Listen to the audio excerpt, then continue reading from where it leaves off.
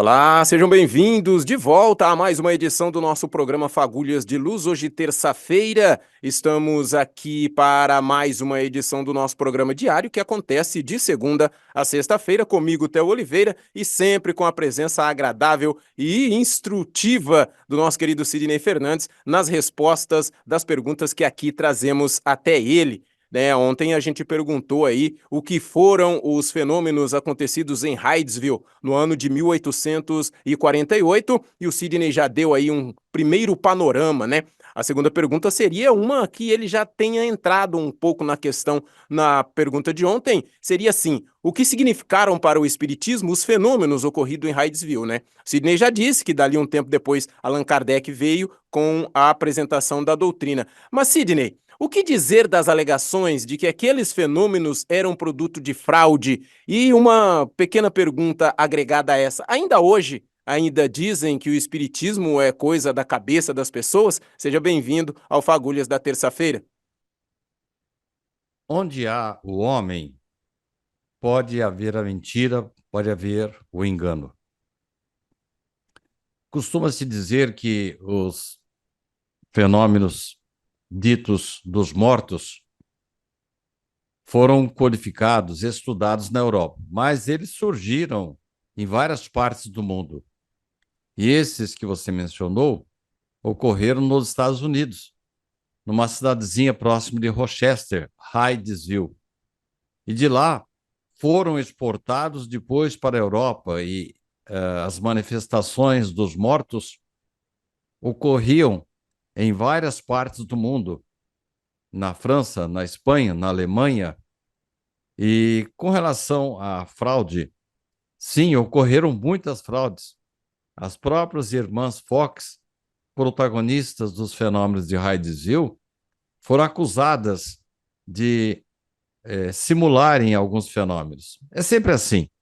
Quando alguém quer ganhar dinheiro com os espíritos, eles, em dado momento, não obedecem, eles não fazem o que os humanos querem.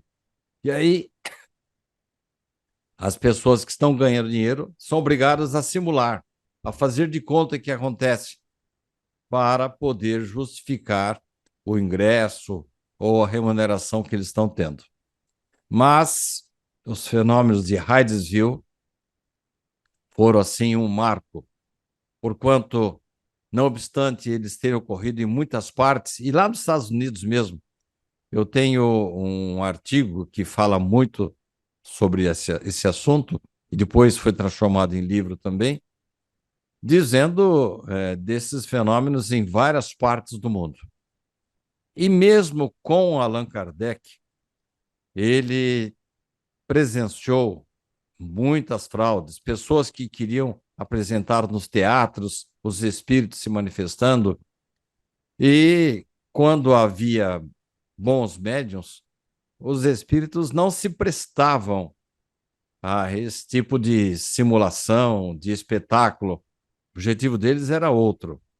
Mas Allan Kardec deu um outro rumo a essas manifestações, limpando as fraudes, as simulações, passando a estudar, e só a presença do professor Rivaio, que depois adotou o fenômeno, o pseudônimo de Allan Kardec, já espantou os espíritos bagunceiros, esses que geralmente provocam os fenômenos de efeitos físicos. Daí, ele dar um rumo sério àquelas manifestações, dizendo que por trás daquilo havia uma ciência, havia uma filosofia extraordinária de vida e uma ligação muito grande com a religião do Cristo. Allan Kardec teve a competência e assistência do plano espiritual para limpar as fraudes, as simulações e tornar aquele momento sério dentro da sua capacidade e daquilo que os espíritos tinham para transmitir.